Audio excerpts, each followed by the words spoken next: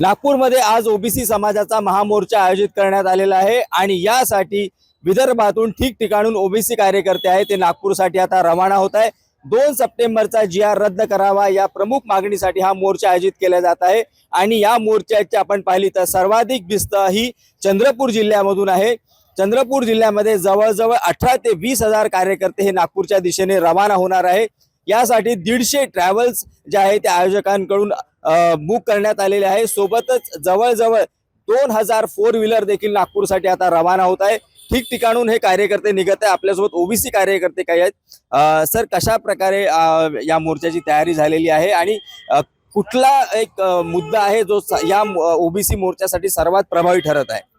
2 September रोजी जे महाराष्ट्र शासनाने मराठा आमच्या बांधवांच्या आणि जरांगे पाटलांच्या प्रेशर टॅक्टिक्सचा उपयोग ला बळी पडून जो मराठा बांधवांचं 12 ते 14% लोकसंख्या असूनही आणि सिस्टीममध्ये गव्हर्नमेंट सेक्टरमध्ये त्यांचं 30 ते 36% प्रमाण नोकरी आणि पब्लिक सेक्टरमध्ये असताना सुद्धा व ओबीसी समाजाचं प्रपोर्शन जे आहे ते 40 ते 52% असताना महाराष्ट्रामध्ये विजयंती पकडून असे असताना त्यांचं 9.5% पब्लिक सेक्टरमध्ये गव्हर्नमेंट सर्व्हिसमध्ये त्यांचं शेअर असताना आणि सामाजिक बॅकवर्डनेस किंवा ॲडिक्वेट रिप्रेझेंटेशन किंवा गरिबीच्या कुठल्याही क्रायटेरियामध्ये मराठा आरक्षण बसत नसताना आणि ओबीसीचं 52% ओबीसीला फक्त 27% आणि त्याच्यातलंही विजयंती काढलं तर फक्त 19% राहते आणि त्याच्यातही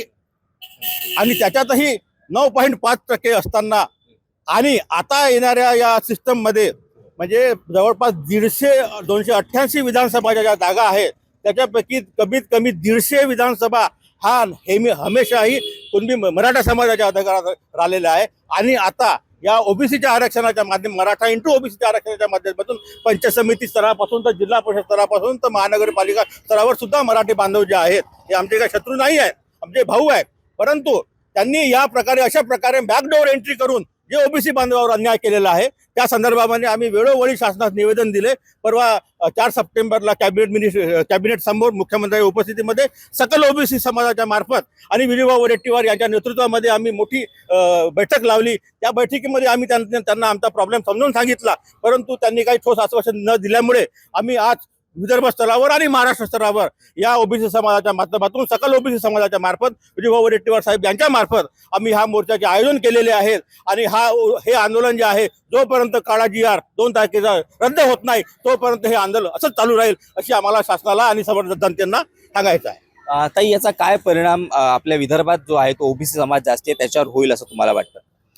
महाराष्ट्र शासनाने जो 2 सप्टेंबरचा GR काढलेला आहे तो ओबीसीवर अन्याय करणारा आहे आणि तो शासन निर्मित जो GR काढलेला आहे तो रद्द व्हावा या अनुषंगाने आम्ही आज लाखोच्या संख्येने ओबीसी बांधव नागपूरला संविधान चौकामध्ये सगळे गोळा होऊन एक मोठी रॅली निघणार आहे आणि महाराष्ट्र शासनाला जाग यावी या अनुषंगानेच आज मोठ्या प्रमाणात ओबीसी बांधव एकत्रित येणार आहे आणि मराठ्यांना आरक्षण न देणे हा आमचा उद्देश नाही, परंतु त्यांना ओबीसी मधून आरक्षण देऊ नये हाच आमचा एक महत्त्वाचा मुद्दा आहे आणि ओबीसीच्या बऱ्याचशा मागण्या त्या पण आज म्हणजे मान्य व्हावा या उद्देशाने आम्ही नागपूरला आज रॅली काढत आहोत।